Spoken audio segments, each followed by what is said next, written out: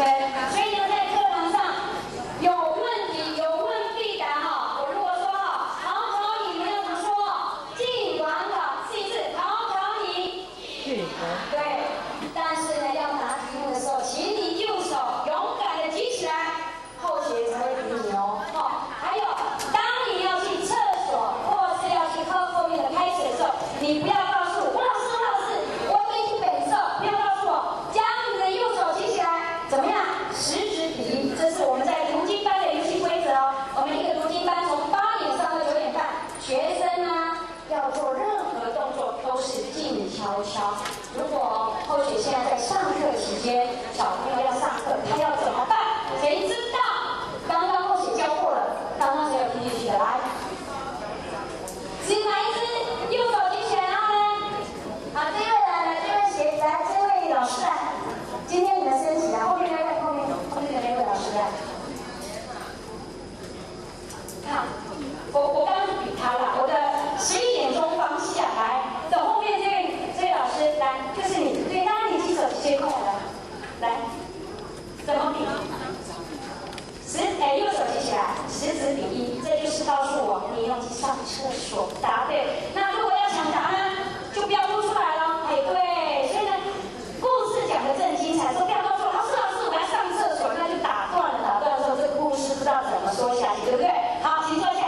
那我们请我们的，谢谢，来。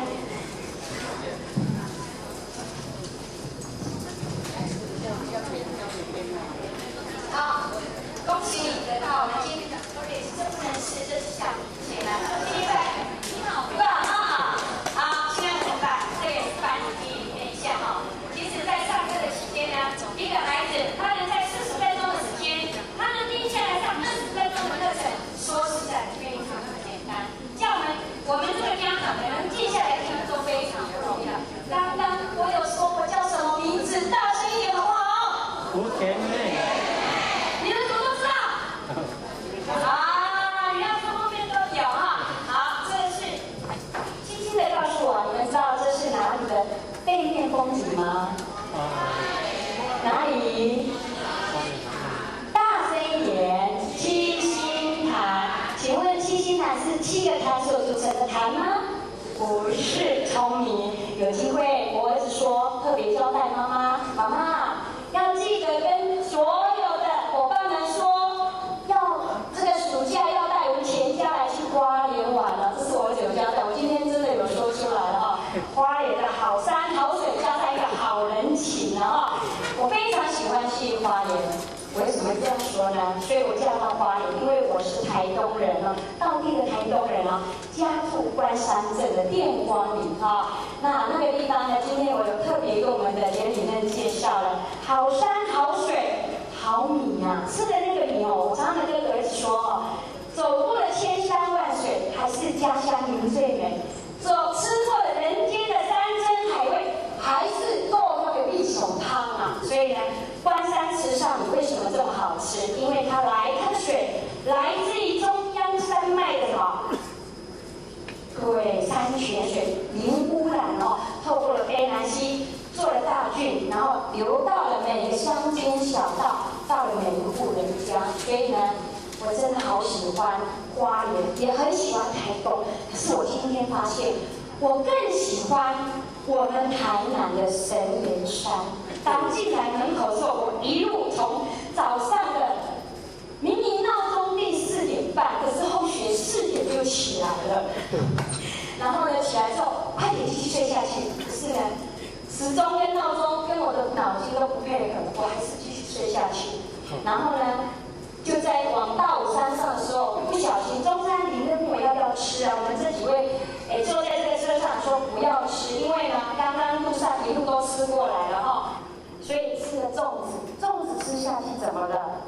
因为爬了山路之后就糟糕了，就开始晕车了，所以一路来就一直睡，昏睡到理事长说哦，神岩山道，真的我的眼睛一睁开哦，就看到神岩山3个字，非常好的地方，我能给它4个字叫地灵人杰。一切的环境里面，天地人。如果我们今天1年，今天你们大家都能舍弃这个端午佳节，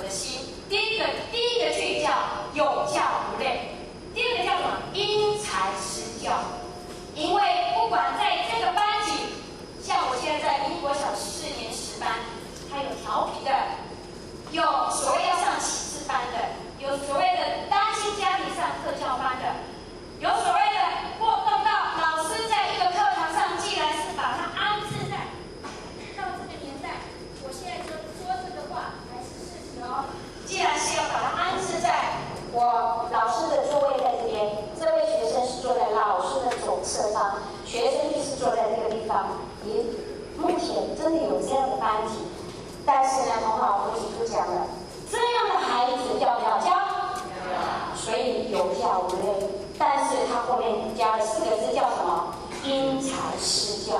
不管爱打球的让他去发挥打球，爱射箭的像子路，虽然他个性鲁莽，但是呢，他是一个中立型的，他就培养他的性情稳定之后呢，往他的性情上去发展。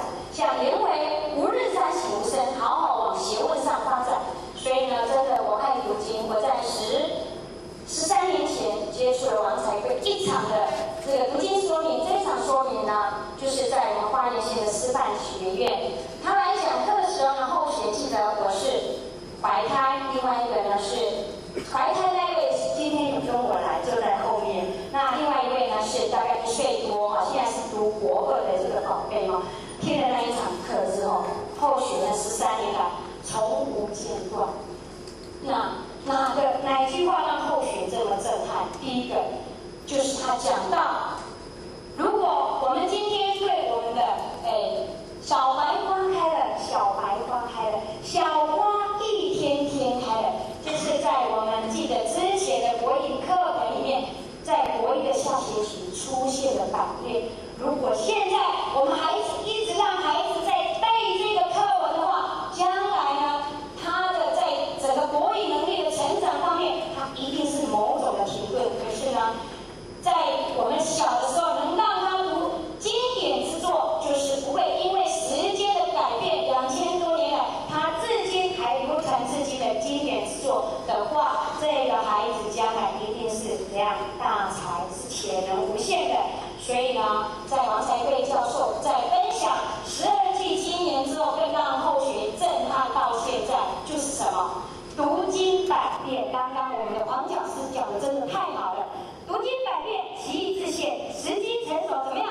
自然理解。在孩子13岁前，急不急让他懂？不用懂，不用先懂，慢慢懂。哪个时候懂？待会后学呢，会在今天的将近2个钟头的时间呢，一一来做分享。那刚刚后学有带一个爱的鼓励，请问大家还记得怎么拍吗？爱的超棒！冰棒！读经班我最棒，太棒了。那当然了，因为下午时间了，刚刚有被提醒，怕你们怕自己睡着了哈。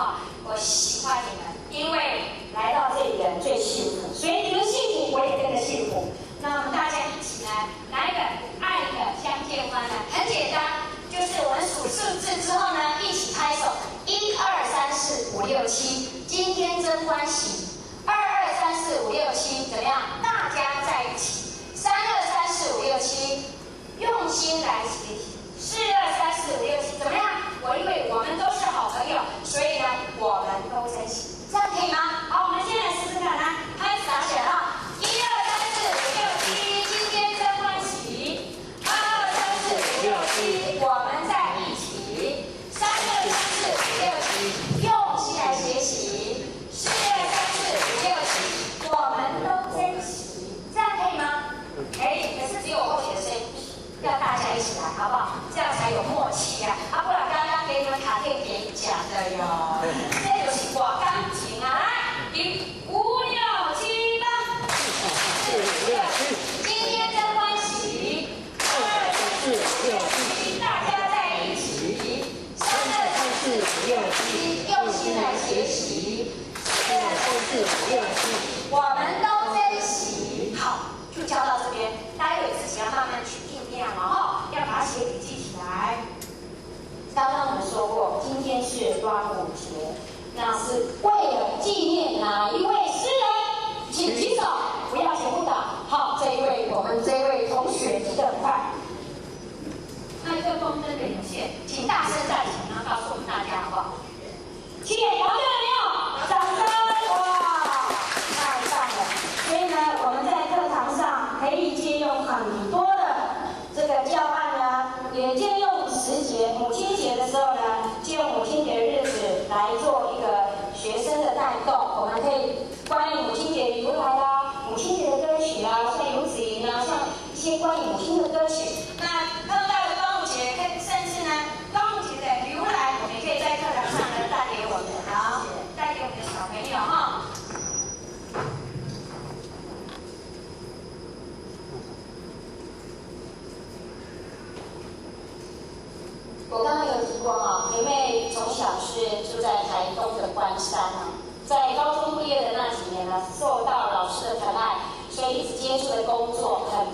很巧都是在当代课老师。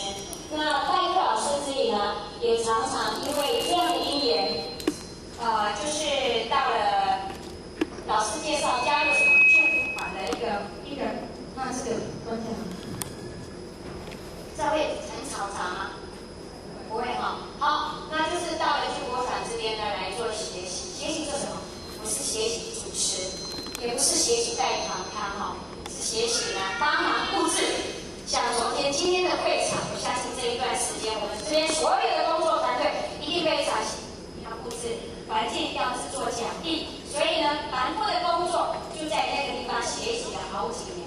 不过就是因为这样繁复的工作，让我学习到事前的布置跟事后的善后，如果都能全心全意的参与的这样的人才，将来一定是学校，一定是你的团体，一定是公司，一定是我们佛堂中的大人哦。那我非常喜欢小学的生活，那小学的生活对我没有影响很大。我的老师呢？不太会用。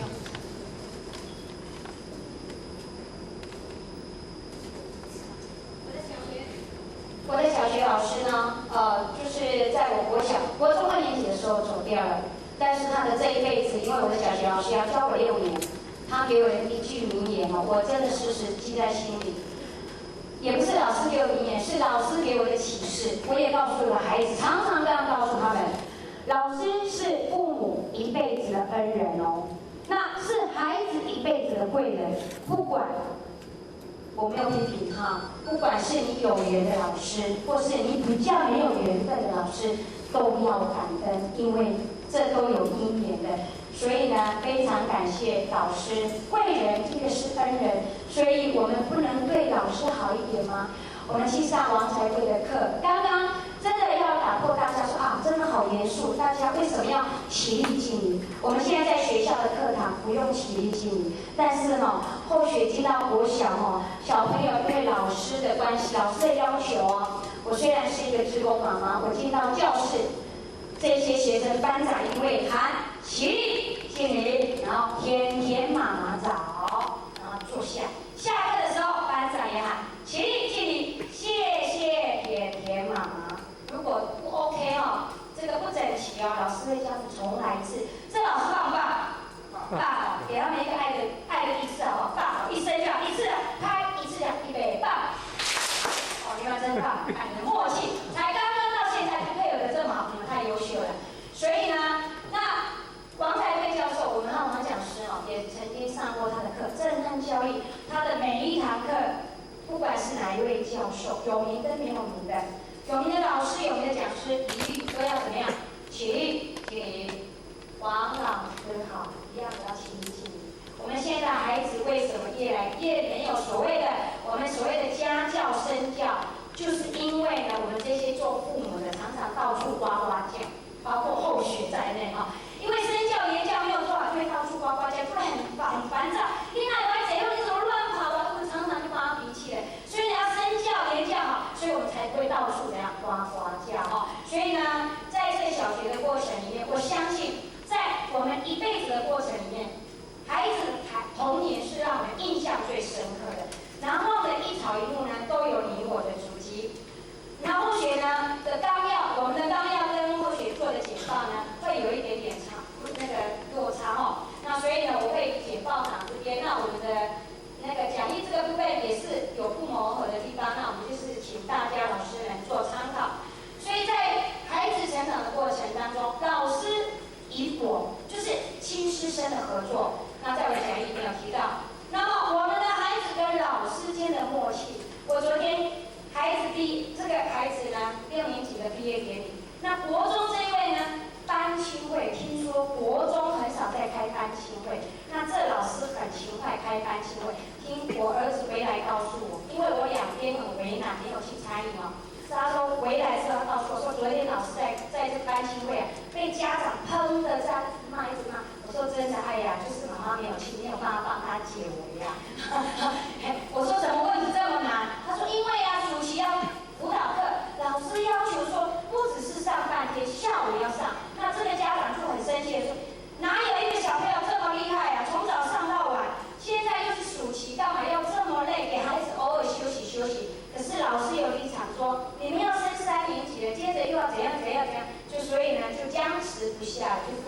了哈。所以为了孩子的下一代的教育，我们真的非常痛苦啊哈。那介绍我的家之外，我要介绍我的职业，是非常的殊胜，士农工商。请问你们知道是哪一个行业吗？好聪明啊！因为你们看到图片啊，因为有暗示嘛哈。那这是呢，去年度呢，我们带着民意富裕的小朋友，很小哦，富裕嘛哈，到我们的田里呢摘番茄。那摘番茄完毕，他们要做什么？他们接着下，那天是课程哦，实际应用课程。接着他们要到市场去看这些商人怎么把农夫的这个菜呢，怎样去一笼一笼的批发出去。然后他们到了商人的身上，又到菜贩的身上，看这个菜袋怎么样，一把一把、一斤一斤的卖给我们这些的家庭主妇跟家庭主爸哈。那这些小朋友呢，进到我们的温室的时候呢，温室有一个很可爱的名字，它叫同心蔬菜园。刚心哦，人都头在变金金，就是这个原因，所以同心蔬菜园。那这些小朋友进去的时候，你知道他幕后学一个很好玩的问题，他说：“甜甜妈妈，你们的田里为什么那一天是下大雨哦，下非常非常，就像前几天那种大雨，为什么不会淋？”我说：“你往天上一看啊。”因为我们是温室的栽培哈，就是在大概20年前呢，后学先生发现呢，花莲呢，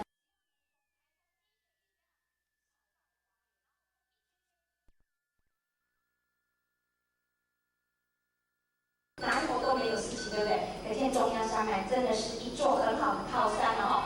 那么那一天的去实际运作干什么？就是因为平常都在课堂上读了生活，读了社会，读了自然，没有实际应用，孩子是没有办法体会的哦。所以呢，常常老师就安排一些室外的运作。现在我知道很多都是排这样的课程哦，到大地去插秧，到湿地呢去怎么样捞水草哦。孩子自己摘番茄，但第一次的体验，孩子有没有很高兴？非常高兴。原来番茄长在这个上面，不是树上面吗？不是，是藤蔓的上面。孩子呀，那不要围起了，去摘花、摘地瓜，待会后面会说摘地瓜哈。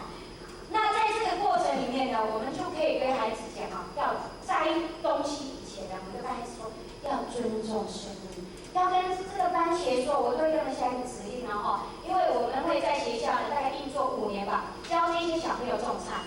那么我们会跟孩子要采收的时候，跟他们说，番茄，爷爷，我要摘你了。啊，你想要叫番茄奶奶可不可以？可以哈，我要摘你喽，因为你成熟了，你要感恩哈，去尊重生命。那么感恩一切，那生命里面有没有很多不同的变数啊？所以呢，我们常讲一句话：知足感恩的人怎么样？最幸福。所以我们要常保一颗感恩的心啊，贵人就在我们身边了哈。所以呢，如果我们家庭里面有双胞胎的，哇，这时候才不简单呢。常常说这是我的，这是你的，妈妈，这是明明是我的，每天就在争来争去啊。在生活当中的基本，在植物当中呢，我们就很棒的一个生命的教育哈。那么丰富的生命里面呢，家庭当中不可能只有一个宝贝，有2个、3个。这时候呢，我们也可以告诉孩子们，番茄的成长过程也是一样。常常我们小孩呢，去番茄正在成长的过程去做什么？去摘芽，那些侧芽一定要摘掉，没有摘掉会怎么呢？知道吗？那些侧芽就一闪一闪，就后来开满了花，就这些花会不会结果？会，结的果大不大？不大，所以我们这个结果之后还要做一个什么工作？除了梳那个侧芽，就还要所谓的梳果，就是把这些的这个果子不漂亮怎么样？把它摘掉，叫梳果哈，不是蔬果和说是那个蔬果哈。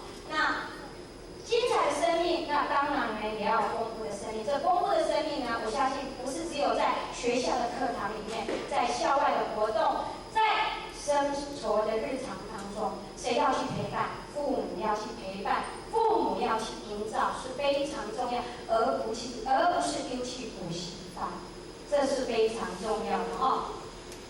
那么他们从来没有体验过什么经验，就是到田里去摘地瓜。然后有小朋友说：“哇，刚刚我是说番茄怎么长，不是长在树上，他说地瓜怎么长在地上？”哦，那些老师真的是抱着肚子捧腹大笑，真的是这样啊。所以呢，从来没有体验作的哈。哎，那在这个学校呢，他们也营造了怎样，就是种菜，让小朋友幼稚园的小朋友亲师生合作。那一人呢，一人一人这一亩的这个都有规划的让孩子们呢就是种菜。那这些种菜下去，为什么呢？因为要上面铺这些帆布呢。就是第一个，因为幼稚园小朋友不会除草，像这个夏天春风吹又生马上这些杂草好快，明明除了前面，后面20天后，后面又长齐了，就永远除不完的草。所以呢，铺了这个布呢，第一个有这个防这个什么，因为它有一个反光可以把病虫害的这个虫害虫不敢亲近它另外就是草不会那么长得那么快。那我们是有机栽培所以呢，这些的菜要快长大。小苗种下去之前呢，除了我们的翻土，还要做什么动作？这个地方它是一个湿地，会出泉水。我们跟学校老师说，你给我3年的时间，我会让这一块土地肥沃，而且呢，不用撒很多的肥，那个菜就可以很漂亮。刚开始是种什么吃什么，种什么被什么吃所以我就跟他们开玩笑，你们去都没有不用干净，你们去除草之前要跟那些的小昆虫、瓜蚁、毛虫说，不好意思啦，我们今天就要开始耕作了，所以呢，麻烦你们放家。真的呢，你的诚心，这些蚂蚁就这几年下来很成功，所以我们爸爸妈妈一定会。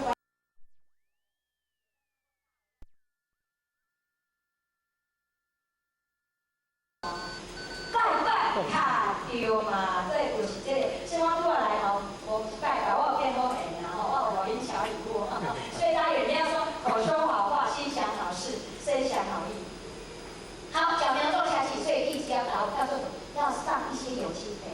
如果土壤很硬的话，可以放一些抽坑，就是这个稻谷呢，在蓄壳之前那个粗糠可以混在泥土里面，让这个在整个运作光的日照之下运作之后呢，这个土壤会变得比较松软然后呢，我们的蚯蚓就很喜欢来这边跟你帮忙你耕田，虽然我们不是笋那20天后的它们有没有美丽？有。这时候虫虫有没有来？有。我跟小朋友说，如果你们要抓虫，不要一大早太阳正出来的时候，我们人都会知道，我们大人都知道太阳出来的时候要赶快去哪里？赶快来冷气房吹冷气。所以虫也很聪明我的先生常常说，奇怪了，昨天晚上下班的时候，整片的白菜绿油油的，真美怎么隔天去的时候？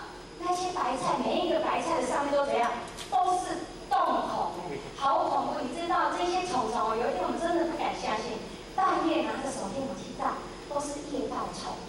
夜盗虫长出来那个蝴蝶不漂亮，也是黑黑的，有点我们就不去形容它多么美因为那也是一种蜕变那20天后的它们，因为地基有打稳了嘛你看40天后的这个，你看这个莴苣，几个莴苣。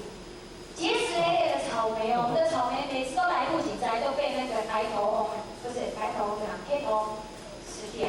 它只有啄一口就跑上去了好，这个采收的时候呢，亲师生一起来采收，你知道那种感觉，哇，真的太棒了。好，所以呢，环境的近教的营造非常的重要。这个环境的营造谁来营造？第一个就是家庭的营造，第二个是学校的营造。所以呢，近教做得好，我们就不用像孟母我们以前佩蓉老师待会下一堂的示范，他就会来示范教学。他非常喜欢提到一句话：如果我们的那一条街每一个孩子都很乖，我们何必又在孟母3000呢？孟母为什么要3000？第一字，习孟母，择邻处之，不学怎么样？断机杼。谁知道孟子的老师是谁？举手有奖，大奖来！我怕你们睡着了。孟子的老师是谁？除了孟母引导他嘛，你们知道吗？刚刚我在读习孟母，择邻处之，不学断机杼。这个4句里面就知道他的老师就是谁了，谁知道？举手看，答错了没关系，不会被打屁股，因为现在不用体罚。好，这位黄色的同学来，请起。环境太棒了，给他爱的3下，就是答案。好，环境真的很重要。我可以公布答案吗？妈妈刚刚有讲，妈妈也对。习孟母，择邻处之，不学断机杼。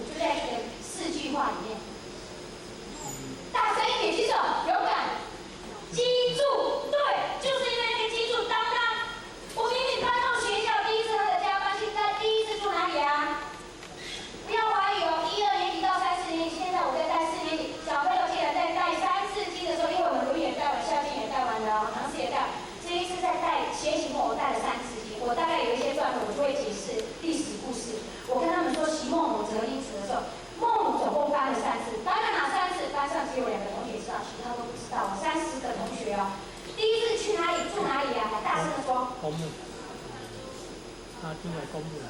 市场不对。公墓是。我的一话赶快送，不然我待会忘记。好了，公墓。恭喜你，3次机会，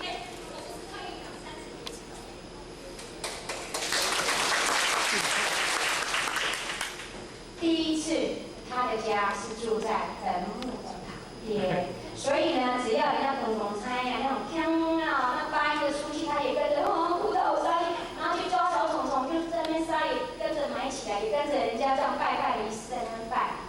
这个妈妈看不下去了，孟母说：“我决定要搬了。第二次搬去哪里？谁知道？好来，大声说没关系呀。来，就是你们。卖市场的旁边哦，而且是杀猪肉的那个菜贩旁边。答对了，我们请一位伙伴。”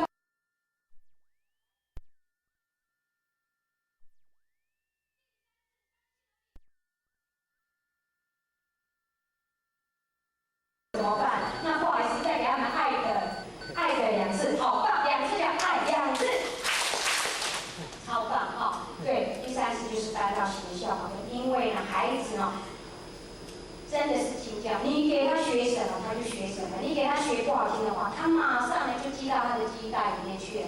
所以呢，搬了3次家。那为什么说这个基础是孟子的老师呢？因为呢，孟母搬了到这个学校旁边，他也是每天人之初，性本善，性相近，习相远，恭敬。每天回去可是认真，没有多久时间，他又干什么去了？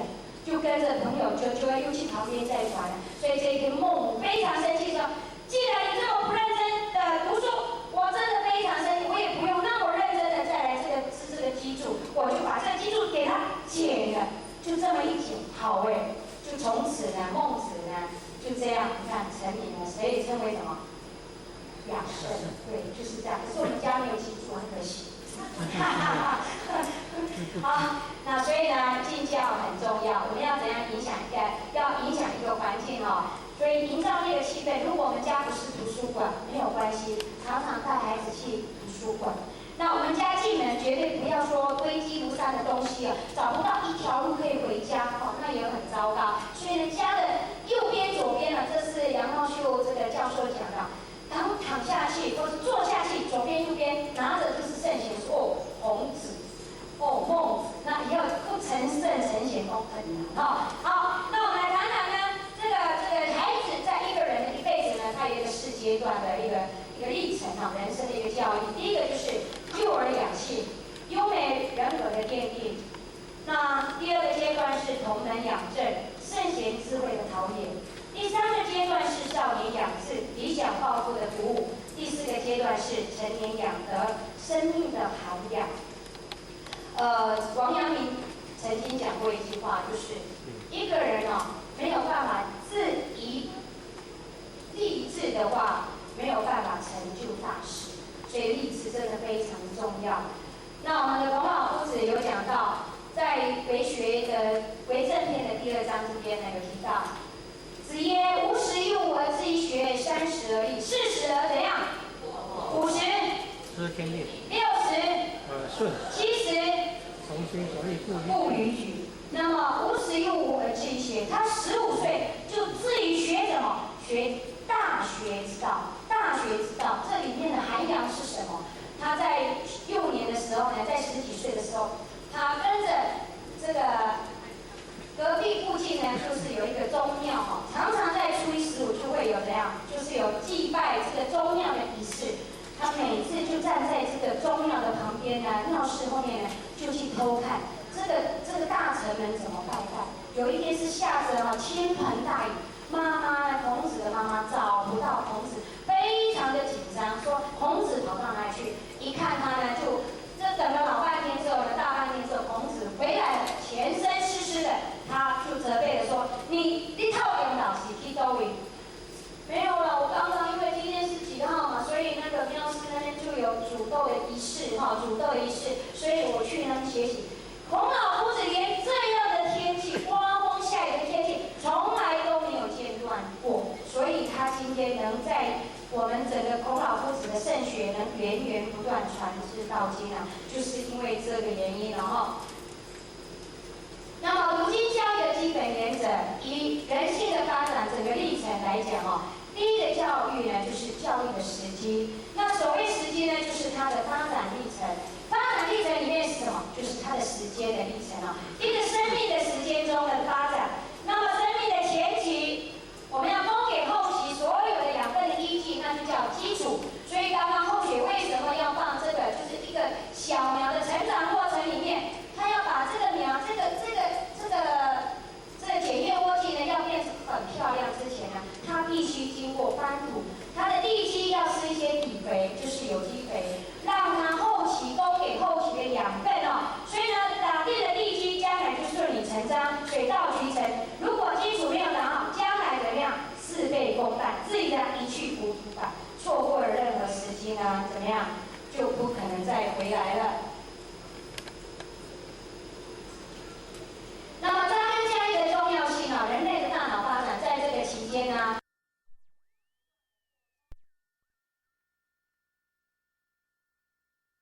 ，3岁呢是整个我们的记忆力的整个发展呢，在这个地方是整个是巅峰时期。那为了让小孩子呢，我们的大脑的容量呢不断的变大，记忆力的变强，智商变高，所以呢，我们让孩子呢读45经，使脑容量不足的地方快速的不断的扩充。不但养成读书的习惯，也熏陶了古圣先贤的资质，无形中潜移默化，不仅端正了品格，将来不至于被不良的风气而左右。那么对往后的教育教改的不定，也奠定了基础。与其往后拼命的送补习班，使其消化不良啊，不如趁现在把地基打稳了。就好像我们盖房子啊，我们现在盖101或是20坪的房子，那101的房子只有盖20坪的地基够吗？是不够的哈。所以呢，有些人就说了，读经呢是一个过时的教育，但不知中国古代教育下一代是有这么样的高度的智慧。我们能说古人教育的太阳啊，跟现在的太阳功能是不一样吗？你能说我们太阳已经太老了，而不需要它，而没有用的这个道理吗？所以呢，我们一定要珍惜啊，孩子一生只有一次的黄金时段。所以我们刚刚黄讲师一直特别，因为黄讲师在幼教这一块推读经，推的真的哇，真的让我们真的非常的佩服哈。所以他为什么要升职幼教工作，就是因为0岁到13岁是孩子记忆力的黄金期。我们在一个儿童心理学的分析图里面呢，可以看得出来，0岁到13岁是一个孩子的黄金的记忆的黄金期哦。你如果我们没有让他记这个经典，他也一样会去记广告词哦，记得真的很凶。那我们来看一下这个高屋线哦，在0岁呢到13岁到这个高峰的地方啊哈，你看哦，是我们记忆力的最高峰。那我们呢，慢慢呢年纪越大，随着年龄的成长，你的记忆力怎样越来越衰退？那我们的理解力呢，会随着年龄的成长呢，以前老师教不懂的，但是呢，我们慢慢的就会理解了哈。那经过训练的理解力更是非常的不可思议。我们看到很多，像我们家对面是一个佛教的摩尼寺，那边的老菩萨，他从《金刚经》《楞伽经》《普文显》。我在怀疑说阿妈你也是会捌哩哦，伊讲唔捌哩。我讲你哪会拢连讲到背有都很熟。伊讲大家就听边仔阿嬷伫遐念，我就听久规伫遐规句，我嘛拢规本哦，拢会晓念。所以呢，是耳濡目染、潜移默化的这个影响力之大哦。所以进教重不重要？真的非常的重要哦。那么我们到底读的是什么经典？我们为什么要让孩子选择经典？那读经到底有什么好处呢？我们利用这样的一个时间，我们来做一个分享。经典之作是圣贤的智慧，是永恒而有价值的。那我们读的经典是哪4本经典？那4书是哪4书？谁知道？这一排好了。哇，我看到又是这位王生果。我们给别的同学一次机会，我们来看看这一排的学生好不好？来，同学来。4书没关系，我会给你暗示的。那这一排好了，来，好来，很棒，来大声的告诉我们，太棒了，给他爱的3笑。好，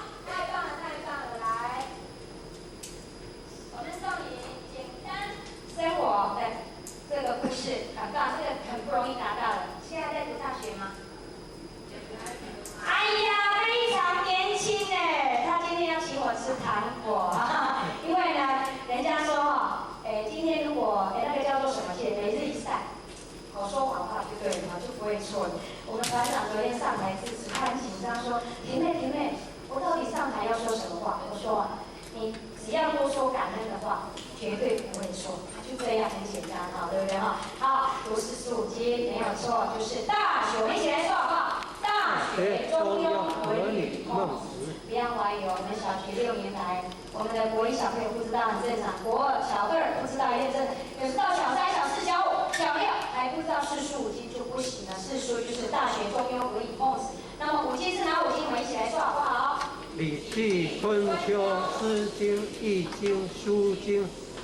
好，不止这些，其实呢，《古文观止》、老子、庄子、宋词、唐诗、骚14行诗、常语、曲要、易经，通通都可以念，只要孩子的时间允许。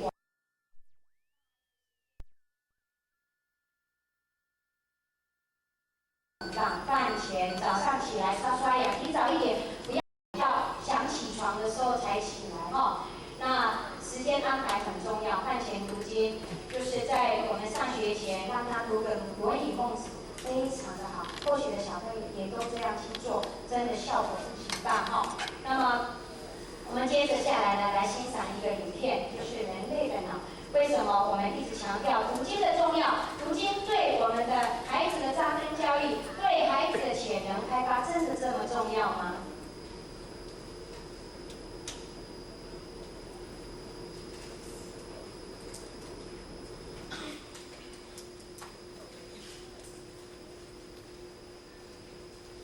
好，待会我们请我们每一位的伙伴注意看荧幕哦，我们荧幕里面会有我们所要的答案哦。左脑主要负责语言、判断以及逻辑思考。在日常生活中，与人际互动时，主要是由左脑在思考运作。另一方面，几乎很少在使用的是右脑。右脑储存了我们祖先遗留下来的智慧与珍贵资讯。相对于左脑的精打细算，右脑则支配了我们生活中真善美的价值观。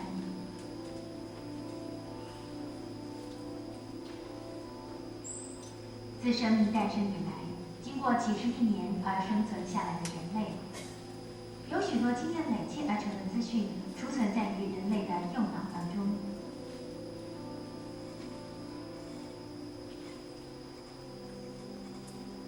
当我们使用右脑时，脑波会呈现阿法波的状态。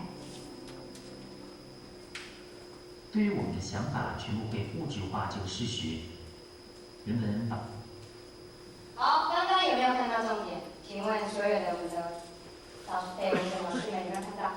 有吗？我们的右脑储存了什么？哎，谁知道？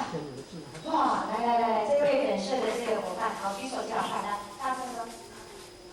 阿法波，对，这个是一个稳定的波度，没有错，它是呈现一个非常安详跟平静。但是我们的右脑，我们的左脑，它会计算，会逻辑，但是呢，平常都很少在用到右脑。右脑储存了什么？天然的智慧。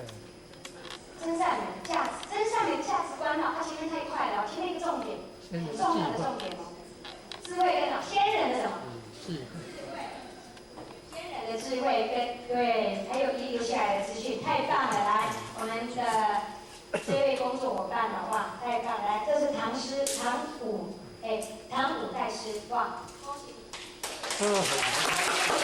好，对，我们的右脑呢，储存了我们祖先所遗留，点一下就 OK 了。哇，对，恭喜对这个，对吗？资料库。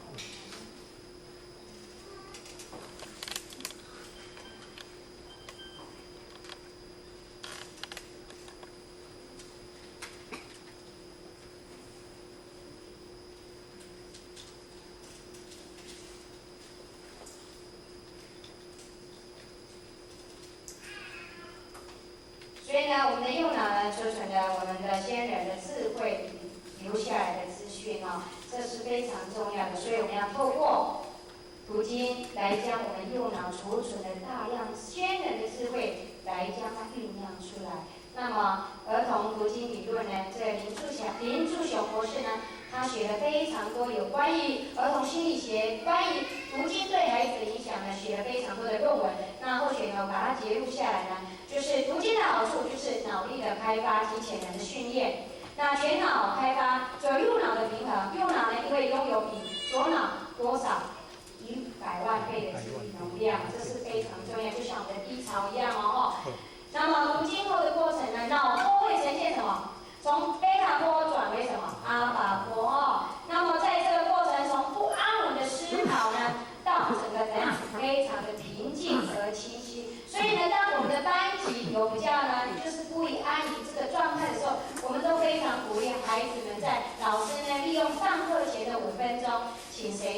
请同学带，请录音带来带，让我们做静心篇啊，让我们来带一个带动之后来上国语啊或是数学，因为常常老师在带课前啊都会你没有乖啊，你那讲就在发。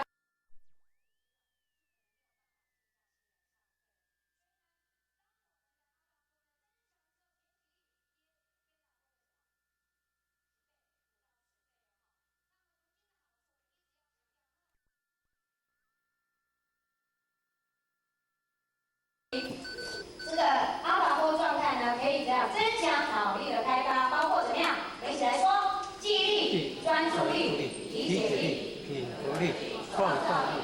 也就是让孩子的潜能呢更有机会发挥哈。这是以上呢是林树雄这个医师所说的。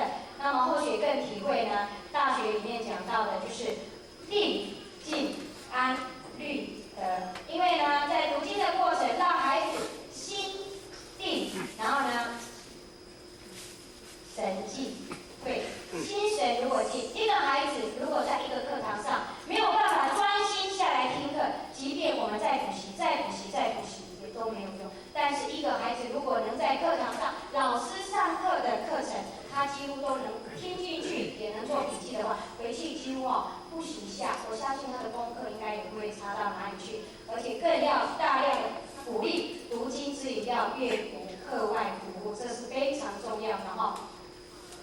那么读经的好处，我们最后总结呢，当然再一次强调就是记忆力学习高，专注力强，所以呢，最后他一定是一个品德兼善兼备的一个孩子哈。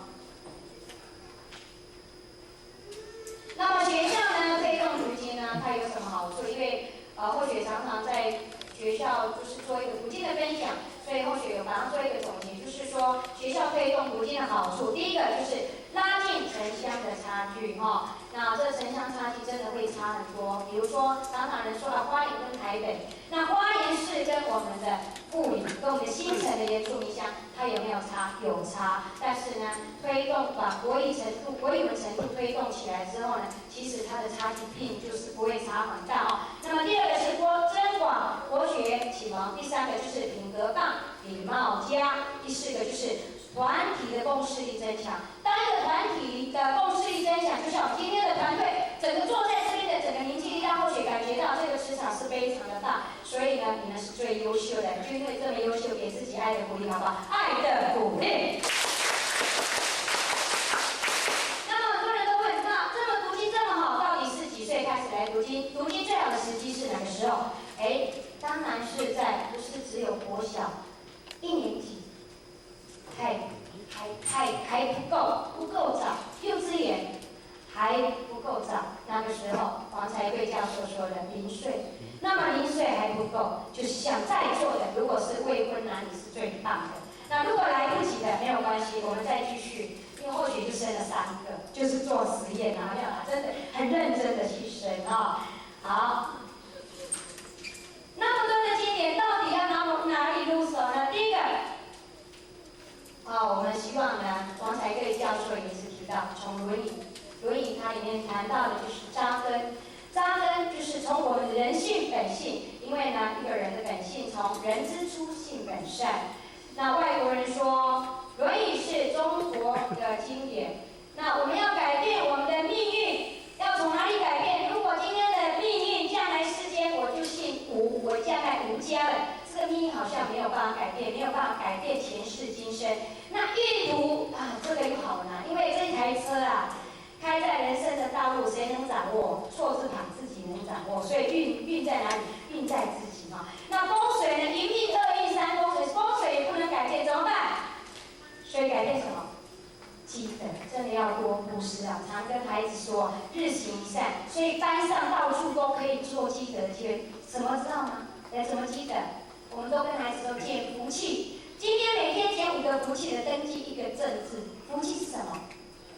答对了，太棒了，掌声一下。对，就是要捡垃圾，垃圾就是福气，多捡垃圾就是福气。可是呢，这个环境就被营造得非常的干净。干净，如果这个干净是因为我们自己出一点小力去做，那这有没有福报？有，但是不执着哈。那么第5个，真的这一切都没有办法改变，所以要认真的读书。我们在花莲前台湾省出现这个校长最多的镇，你们知道是哪个镇吗？前台湾省。答对了，爱的一次，因为你是理事长。啊，你们真不配合，理事长我们要答是爱的一次。凤林镇，大家会去观察凤林镇为什么会出校长，出了连续这么多年100多个。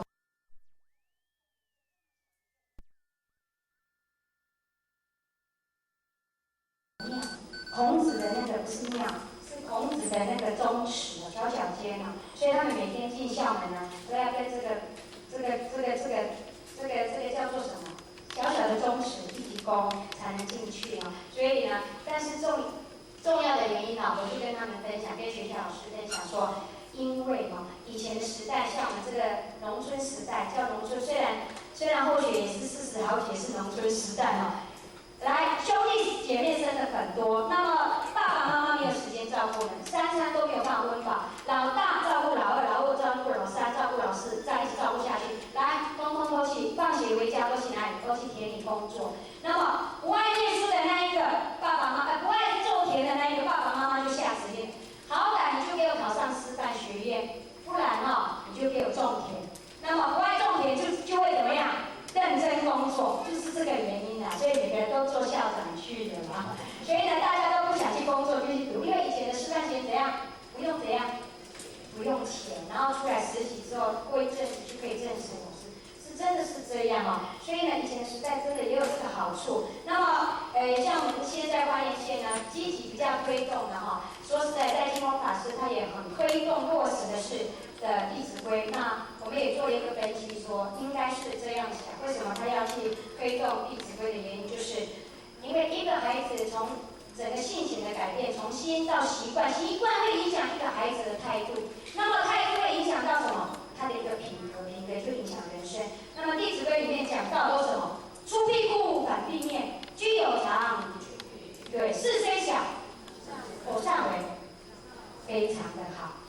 商3年，大声一点，居处变，好。所以呢，我们总结一句话：福田靠心根，福分要哪里？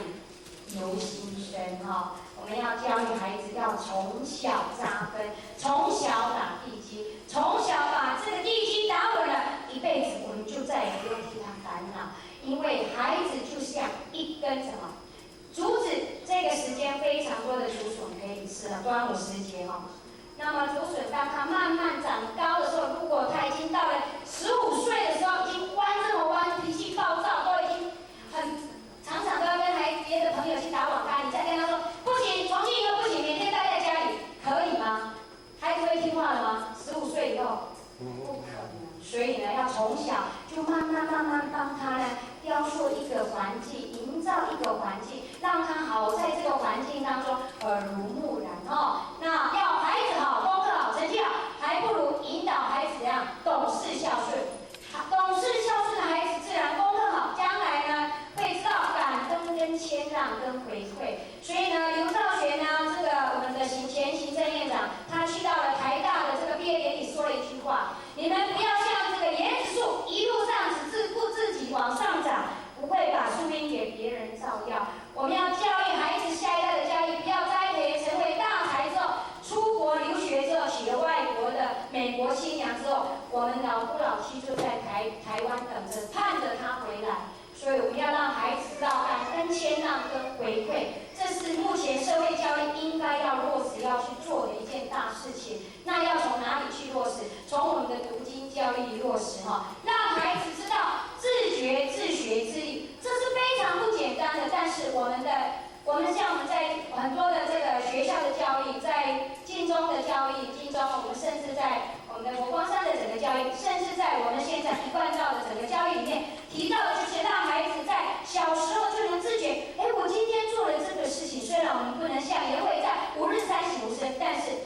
要知道我今天拿了人家的小东西，可以吗？好像不对我今天吃完碗筷之后，没有把碗筷收去这个什么琉璃台，不对会反省，至少会反省，真的不简单。那自学，自己要知道要学习怎么学习？看到好的榜样要学习，看到不对的时候要知道，同学叫我去偷水果，那个别家那个水果长得结实累累，好像不对啊，我们不能学。我们要学同学很认真、很乖巧。那另外就是要自律，一个孩子懂得去规划自己的生活，真的不简单。国小的安排放学回去不是看哆啦 A 梦，而是把学校功课翻开来写，然后写完功课。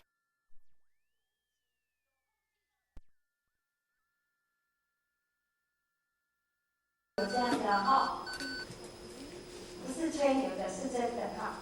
好，那么读经真的不是新的教育，读经背诵理解可以相辅相成，因为呢，我们现在当他可以背的时候，让他尽量的背哦。那时机成熟呢，他自然就会去理解。左右脑，左脑跟右脑可以同时间的发展。我们刚刚有看过影片，东方与西方可以协调融合。文言跟白话怎么样？它就本来就不冲突的哈。当我们的文言文读多了，白话文自然就不用去解释，它自然就贯通。那后学的孩子，他在这个白话文这个部分，当你要去背课文，他说：“妈妈，我已经念了3次，已经背起来了。”到了国中这个呢，现在在背“国日依山尽，黄河入海流”，人家在背，下课就要变色的时候，他已经不用去背，他已经在做理解的动作。所以呢，提早去把这些文言文就是记在脑海里面的话，好处真的非常的多哦。那传统跟现代其实真的都有价值，智慧跟科技双都有成就。所以读经它不是新的教育，而是走在时代的尖端，因为它不会因为时间跟空间而被淘汰，它就是经典之作。那么杨定一博士呢，他也一直不断的对读经教育呢做一个就是很棒的一个研究哈。他目前是长庚生技的中心的董事长。那么他接触读经之后，他有一个读经班呢，他也做了一个实验啊。他发现呢，当孩子在读经的时候呢，这个记忆力变强，心身也变得非常的安宁，注意力也集中了。那么最主要呢，他也发现说真的这是一个孩子在经典智慧的启发呢，让他呢知道呢生命的价值以及人生观的一个影响力。他非常建议呢，孩子要朗朗上口，不要说刻意的去解释那就没有办法去发挥我们这个经典真正的这个意涵。那么在美国时间呢，这个杨定一博士呢也是非常积极的在做推动。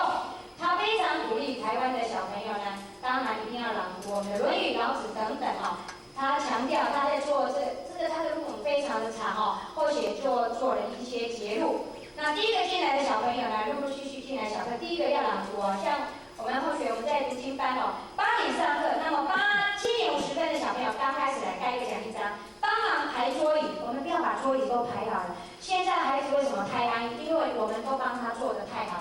帮忙排桌椅的小朋友怎样？再盖一个奖励章，2个奖励章了那么先来的小朋友，老师或是班长就开始了，学而篇开始论语学而子曰：“学而时习之，不亦说乎？”全班就一直慢慢跟着念，不管你想听不想听，你到底是在翻作业还是在拿铅笔，通通就像一台录音机你就在那个环境当中就在听进去了。那把圣贤呢请回家当我们张根的启蒙师，请哪一些老师来？第一位这是谁？至圣先师孔子。至圣先师孔子那第2位呢？孟子。第3位老子。为什么知道他是老子？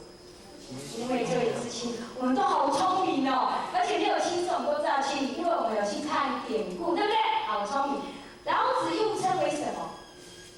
太上李老师。因为你们知道他说是骑青牛他又称为老耳，因为他一生下来耳朵好长他的头发白白的，人家都觉得他是怪物，从小他就被欺负来这一位呢，谁知道瘦瘦的，人家说文弱书生都长得像这样不知道的，谁知道？说说看，颜回。这一边呢，李博，诗仙，诗圣呢？杜甫，对，答对了，很棒。好，我们接着下来呢，做一些的印证，我们来提一些的名人跟经典呢，到底它有什么一个结合？杨振宁呢？杨振宁就是他在1957年呢得到诺贝尔的物理得主哦。他在9岁、10岁的，其实爸爸都知道他的数学非常的强哦。那么11岁要进入初中的时候，那爸爸不是说要加强他的微积分什么的，不是，他是只是请了一位学生叫丁哲良这个学生来教他读什么？读孟子。丁先生他有强调丁先生教我孟子，还讲了许多古代的历史故事，而是在我学校在教科书里面所学不到的。所以在中学呢，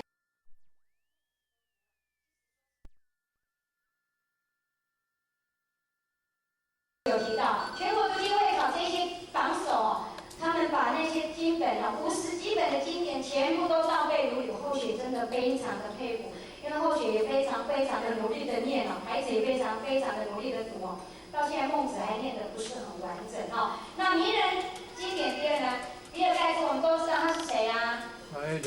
电脑的什么？我们这是之前的答案，就是世界首富那么他在7岁的时候，他的爸爸呢，他的父母亲就要让他手读背读什么圣经那么这个圣经里面的什么马太福音里面的新约大概多少？3万个字，相当于6本的道德经这么多就是我们的老子这么多。那么但是呢，他就是因为有这样的一个经典的文化的资产智慧，造就了他对整个人生、整个这个事业的整个理想的开发，稳定了整个这个电脑的基础，所以真的是非常的不简单那名人以经典的第3，就是韩国的一个电脑公司的李荣岳先生呢，他平时呢勤写书法，儿子要去攻读要去美国攻物理博士的时候呢，结果也一样，跟刚刚杨振理博士一样，父母亲也不是要他往这一方面去，而是叫他去熟读什么《论语》。当《论语》不是很熟的时候，还跟孩子说你不能出国，你要把《论语》这一本书念得倒背如流之后，才能让他出国去深造。所以可见呢，一个成功的伟人，他知道经典对孩子的影响是一辈子的。那名人经典呢，因为时间上关系，我们或许就是用照片呢带过去。好，这个是爱因斯坦。这个贝曼、奥本海默，这些人像卓别林我们带过去看一下，这些他们都是什么人？犹太人。我们都知道，犹太人的教育真的是要让我们好好去探究跟学习。世界上的犹太人数量其实是少之又少那么他在1907年到1973年间得过诺贝尔奖是411位之多那么为什么这么多？你看有和平奖65那还有就是文学奖69位这么的这些。那我们看一下，他在这个占的比例之高是简直是以他的人数跟得奖率是占100%的那他的启示里面跟我们讲到是什么？就是呢，他们给我们启示，犹太人的教育就是他非常重视幼儿教育他为什么这么多的天才？就是他的幼儿教育非常重视，他的幼儿教育怎么去分？就好像我们呢，把宝贝生出来的时候呢，我们会分成0岁到3岁、3岁到5岁不同的阶段，给他喂食不同的东西。它是以一个孩子的成长过程，以脑部的一个开发，比如说0岁到3岁，甚至到3岁以前都适合吃母奶。那有人就问我说，那7节8到8节，不过现在孩子有没有提早发芽？为什么？营养不是，所以现在的妈妈不好做。如果是古代的孩子，他一定是照天理而走，因为我们现在都时代在变迁整个地球的暖化，所以呢，当走的代志已经没有照这个前人辈说的，没有照甲子在走了，所以呢，整个风调都不理顺了那犹太人在婴儿时期呢，就会常常呢放录音带，放优美的经典音乐，这经典音乐包括中西方的音乐，旁边一定会挂图。那挂图是怎么挂？就是白色的底，黑色的字。白色的底，黑色的图文。那我们在做幼教的工作的老师也非常知道，这是非常重要的这样印象那3岁的时候呢，让孩子背什么祈祷文就是让他一直熟练，一直背，一直念，不是说马上就要背起来。背这个字对大人都痛苦，何况是孩子，就是让他录音带呢，父母亲念给他听。到5岁的时候呢，要背诵这个圣经跟摩西律法。7岁的时候一定要背诵什么？摩西五书中的创世纪、出埃及记及利未记跟民数记跟生命记那13岁整个这个背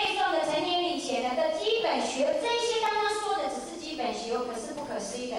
一旦脑部大容量的记忆体完成之后呢，接着下来容易吸收各式各样的知识，完成一个什么高机能的电脑式的头脑。哇，以后问他什么，叮，我要自然什么什么，一棵树成长到几岁，它的年乳有几年，马上这个电脑就打开了，哇，都是一个超级棒的电脑哦。所以呢，我们以上可以综合在这个。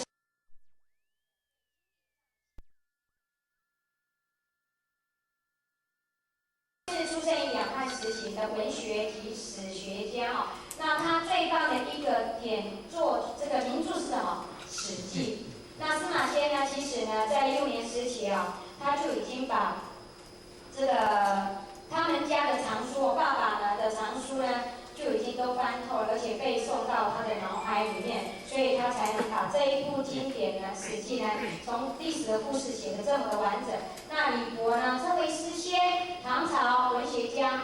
那其实李博的成长过程，他是一个非常聪明，但是呢，却怎样？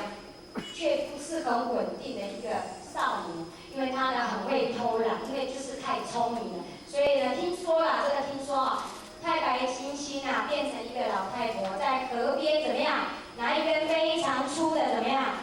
粗的假装这个粗的这个铁柱呢，在那边磨啊，李博就嬉戏到那个地方经过，不爱上学。他说：“哦，老太婆你在磨什么？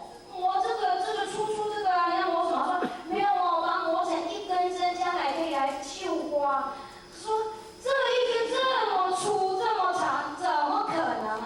这个老太婆就告诉他：“我每天的磨啊，将来它一定会成一根我想要的针。”就是因为这样的典故，让这个李博从今以后呢，立志向善，更能怎样潜移在这个经论里面呢？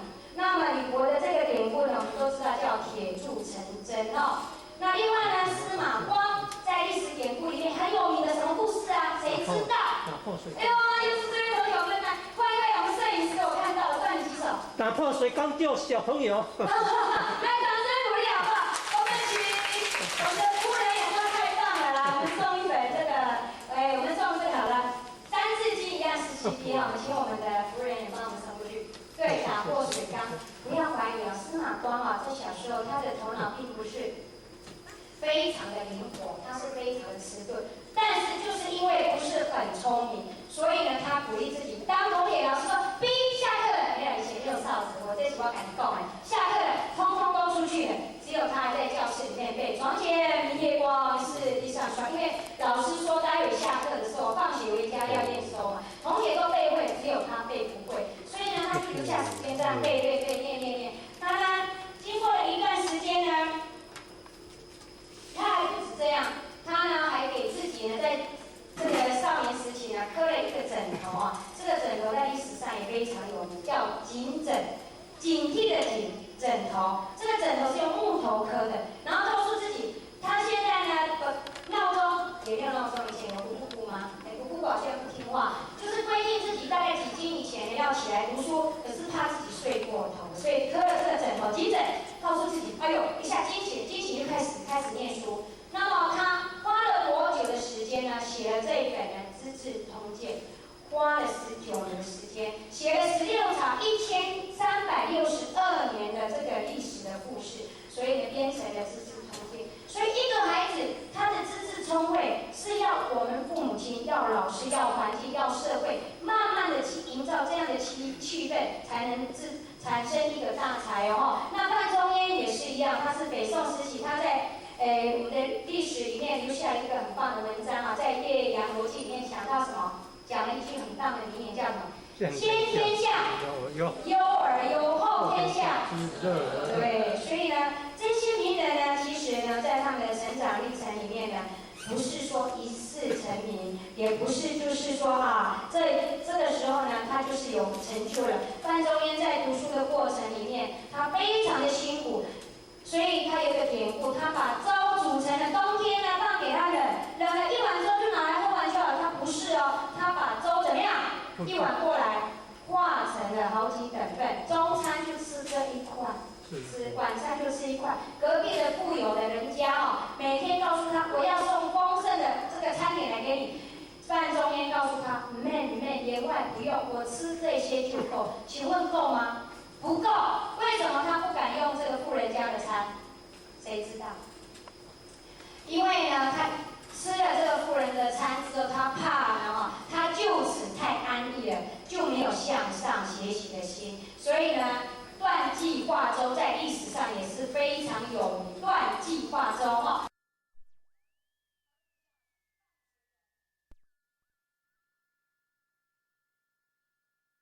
这他的故事哈。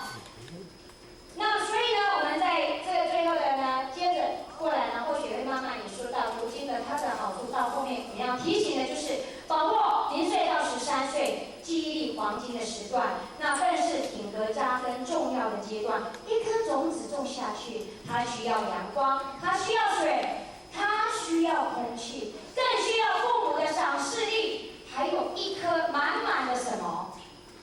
爱，这是非常重要的哦。爱可以温暖整个空间，爱可以温暖整个家庭哦。那如何带读经？好，待会我们下一个课程就会来做分享的。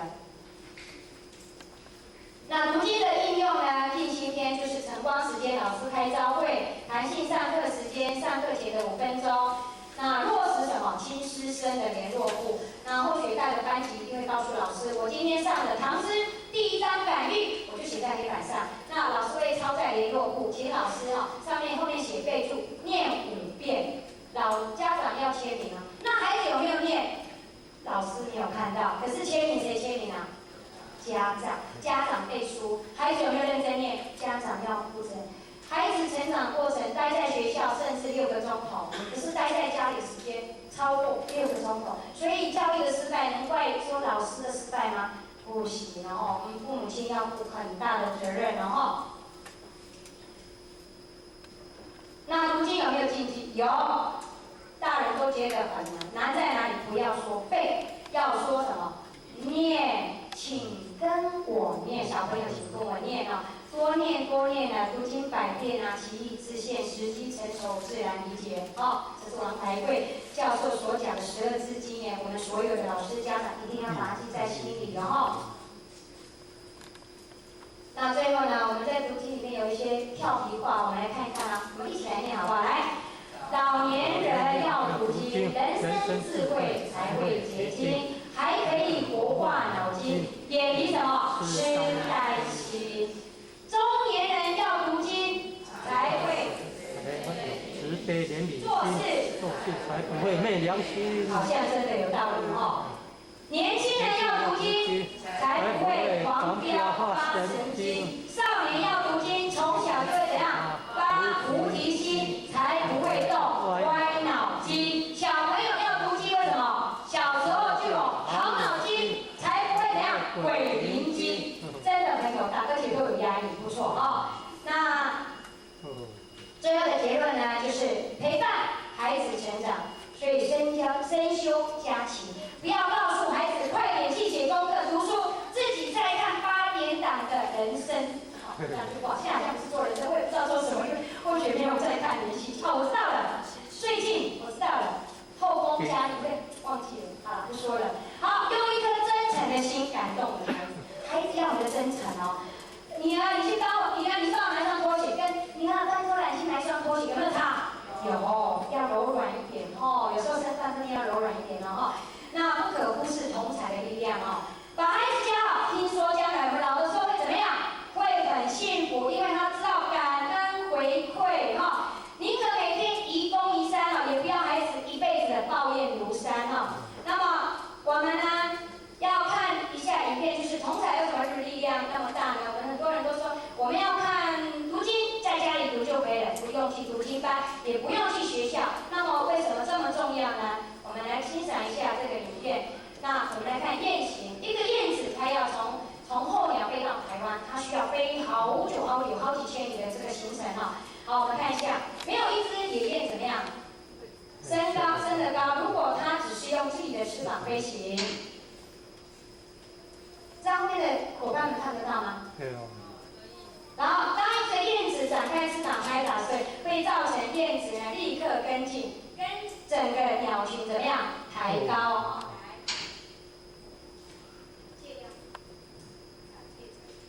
借着 V 字队形，整个雁群比每只夜鸟单飞时至少增加了71个百分比的飞行距离。好棒，71个百分比，好，继续。与拥有相同目标的人同行，能更快速、更容易到达目的地，因为比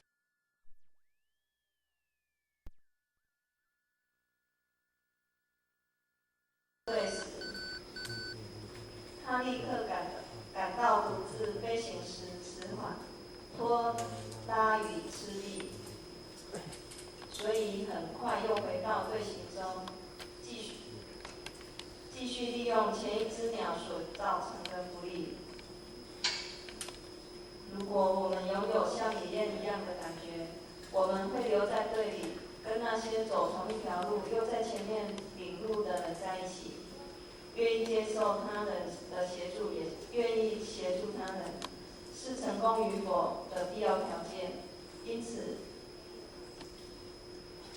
每个成员除了本身的专长，还必须努力去学习别人会的技能，扮演多能、智能的角色，才能与队友同心协力、互助合作。当领队的野雁疲倦了，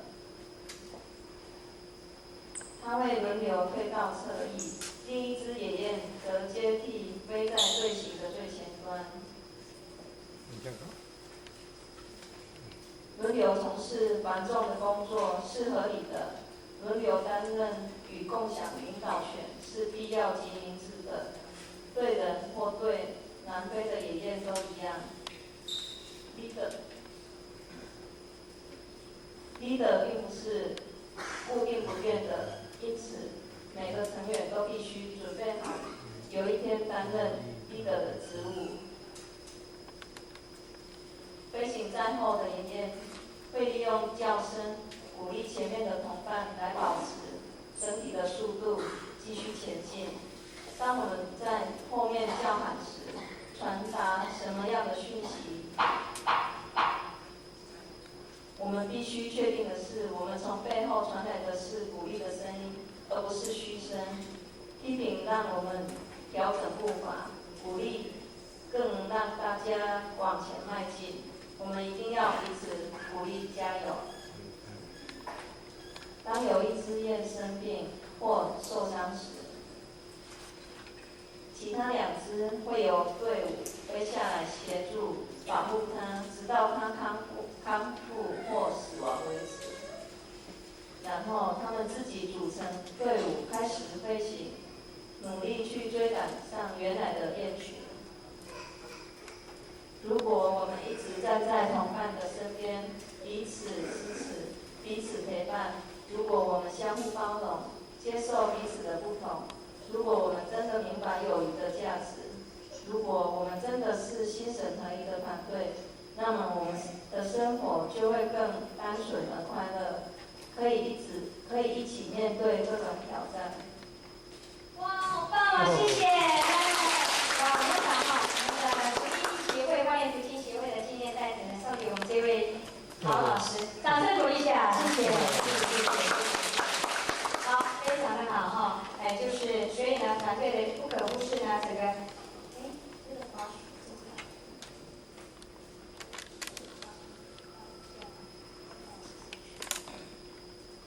所以团队的力量，那我们同才一起在整个职场，就像我们今天一起来学习的力量。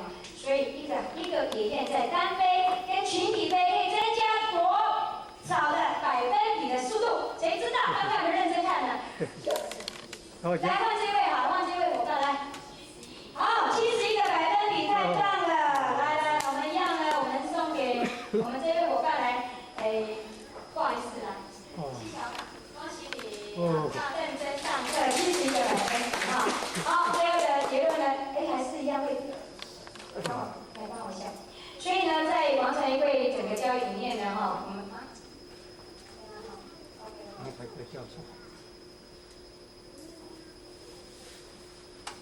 好，我们在整个的涵养里面深入我们的孩子不是以我自己学，这是民族青年励志的典范。古今中外各类的伟人传记，历代忠孝节义的故事，包括生民因果治理的典范故事。另外就是各行各业坚持理想、努力耕耘不懈的奋斗这个榜样。真的非常鼓励我们，不只是中西方哦，甚至呢，比如说华盛顿啊，或是我们的这个福特的这个写的作文，这个自传啊，那甚至我们中国呢。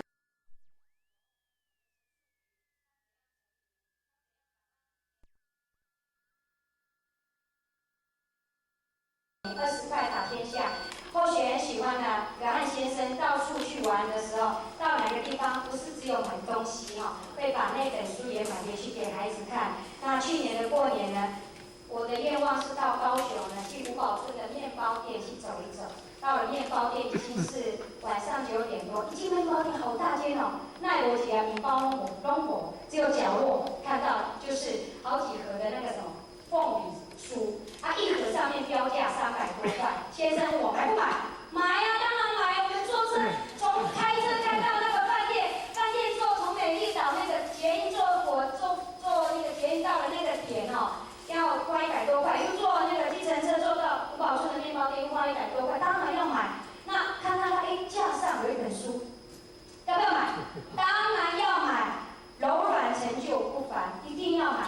回去刚刚老师他们的寒假的这个寒假老师一定会出功课，叫做心灵什么？这个叫什么？心灵写作，就是看完一本书之后，你要写它里面的一些简要哦。你知道我的儿子跟女儿都看过，小6的也看了，还有国2，他们看过后，我就会问他们说怎样？妈妈们不要学我，爸爸不要学我。我说看完之后有什么心得？妈妈告诉你。五宝村的陈明史哈，他就是类似，他的妈妈就是佐贺的超级阿嬷，然后他的精神就是陈树启的精神，然后他的典故就是像新炉主里面的阿嬷，新炉主也是一本小说，是讲台湾这个阿嬷得到新炉主之后的过程，他是钱回收之后为了要做炉主要有钱啊，我要多停工，我要多做好事啊，所以呢就每天去 Q 那个排档底下。所以呢，五宝村他的妈妈就这样成就了，这儿子都鼓励你要去哪比赛，好，我鼓励你去，钱的事情你就不用烦恼。所以呢，或许就把这本书看完，因为就是第3宝贝所有的心得分享哈。所以或许希望呢，鼓励孩子不只是看外国，我们台湾的成名故事真的是非常的棒哦。那很多人都说读经到底有没有差？有，零跟1有没有差？差在哪里？大声的说，0有没有？没有。1有没有？有。1后面可以加0，对不对？还会加第3个0，还可以加第4个0，所以有1就有2，2生3，3生万物。所以呢，你只有在那边看不行，要哪个时候做？现在开始就可以做，要给孩子赏识力、肯定力、祝福力，好事一起做，好话一起说，好书怎么样？一起读。不管路有多远，重要的是开始。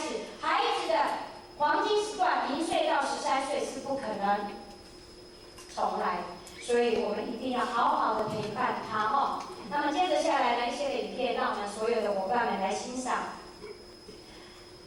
这是呢，在去年的这个我们去参加单车行，我很喜欢陪孩子骑单车比赛，不是只有我，爸爸，我是骑5公里，爸爸都是骑200公里以上的哈。这燕子你看它飞起的时候，成天怎么写 V 字啊，不是很清楚，因为太高太远了哈。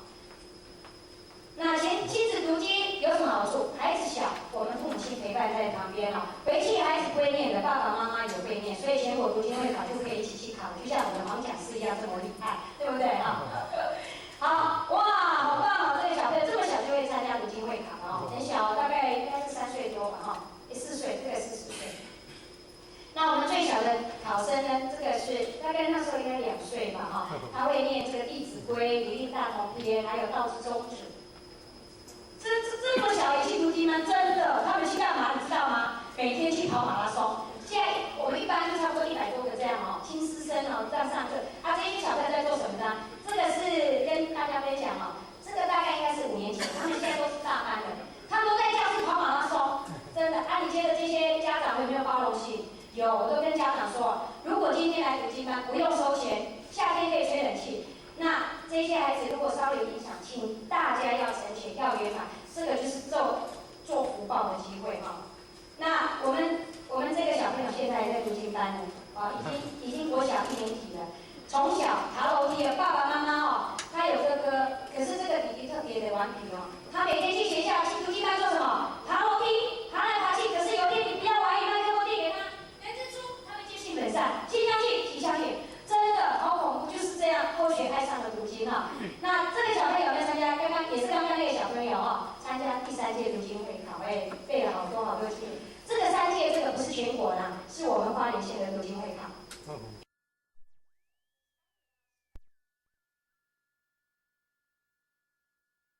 读经的过程，我们曾经呢也有爸爸，不过比较少，因为爸爸都要赚钱比较少。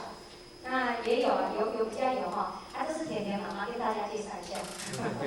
好，这个是我们的龙岩爸爸，不过不认识他的人没有来这边叶建富同学那这个是我们之前跟我们的理事长到台北世贸去做读经分享的，这个去年也是在去年活动真的比较多去年我们的顾问受赠，我们的顾问团好多，我们的理事长真的很棒，招了很多的同行同业就是建商作为我们的顾问，顾问就是只出钱不要问，好，我有说过没有眼神这是我们的理监事的整个受赠典礼。那这是后学，我们这一次读经协会这是花莲县教育处所办的这个读经说明，针对老师所办的在做读经的示范教学。这也是去年度我们在明年国小的读经分享、读经说明会那这再是去年的11月份在新社国小，我讲的国小都很远你们可以想象，都在很海边，都就很山边可见交通要去要很久但是后学很喜欢一件事情，虽然后学没有去到那地方，我很谢谢我们给我们今天的总干事掌声一下吧，总干事来，我们再掌声大一点好不好？让后学喜欢虽然没有办法亲临来到这个现场可是后学都会咨询他，到底我们座位怎么安排怎么做，我很麻烦因为后学希望有一个距离感，有一个亲切感，他真的很细心，把照片拍下来，拍给我们所有的，寄给后学，后学再寄给所有的讲师，就如临亲临一样所以真的是太棒了。我们是父母也要有这样的心态，如果是这样我们的孩子将来出门一定遇贵人，因为懂得孝顺孩子，贵人一定很多那么这是我们到10月1号到杏林国小的分享，我们读经协会，然后到明年国小的读经分享，到明慈国小读经分享那我们都很主动的，我们都会说校长你好，请问学校贵校要读经分享吗？不用经费，有读经说明，有读经示范，有班级经营，3个活动在礼拜3的下午1点半到4点半，全套的整个的课程都跟学校老师免费的教学。那学校老师要不要？基本上都是要，只要我们时间允许那这是在光华的学校的这个读经示范这个校长不要怀疑，那天在讲说余命213风水是什么四积德无什么读书的时候，这位校长竟然是奉我们的客家人，但是为什么要提他？因为我去到那学校，我问那个老先生他在扫地，我说你好老师，请问那个什么教务处怎么就跟后学比那边去，结果后学在分享课程的时候，发现这老先生就坐在后面，就是他是校长兼工友。他说你不用跟我对不起，因为我一直都做这样的工作，我觉得真的超棒好，这是到丰滨丰滨可以想象很远的海边那一边，显花莲的海边很美对，我们的杨佩荣老师也跟大家也好高兴。不过呢，整个阵容虽然这些老师可是全校读经那种感觉，真的气氛太棒好，这是华人国小的读经的说明，这是光华国小那西口国小那我们是社区有没有走路？有，不只是在读经班，社区的康乐国小的成立读经班那明理国小的我们晨间的读经的教学，那中正国小的读经的教学，那在美伦社区呢有成立，现在目前98年到现在4年了这是我们理事长去那边成立的读经班。那我们读经班成立之前一定要做一个读经说明，就像今天这样的课程那凤林区也有一个读经说明。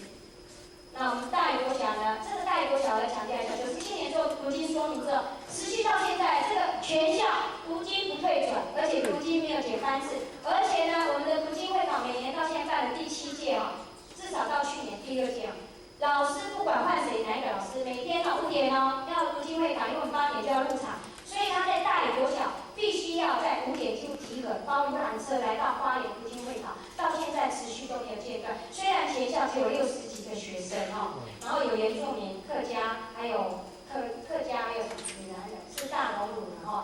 隔代教员也有很多，但是越是这样的学校，越需要我们去付出。那玉里呢，也成立了这个读经班。那我们在协会呢成立之后，办了非常多像今天这样的场次的特殊训练的课程，这是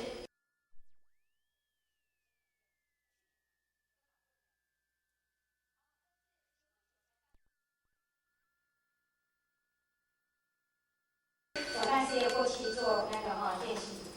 那这个是第6期的读经研习，第5期、第3期、第2期。有第几啊？因为相对不知道在哪去了。那所以呢，每一个孩子成长过程，要让他去探索生命。这个生命不只是这个家庭，不只是他自己，而是所有的大地的一切，一定要融入孩子的成长过程。每一个一草一木都是孩子最好的教材哦。所以呢，我们最后呢，希望我们每一位的老师、每一位的家长、每一位的志工，甜妹在此深深一鞠躬。你们回去之后一定要做一件事情，要坚持一件事情，要坚持3年。什么事？来，我们一起念好不好？来，坚持陪孩子读经至少几年？3年。好，坚持做对的事，用心3年。来，接着你们念来，帮助孩子扎稳一生之福。用心3年，让孩子一生受用无穷。用心3年，让儿子会感谢您。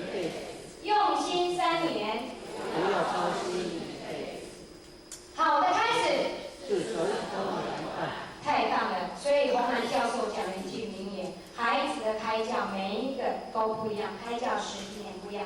那杨茂秀教授也讲了一句话：站在孩子的高度去看每一个世界，你就会看到孩子的世界是多么的逍遥，多么的快乐。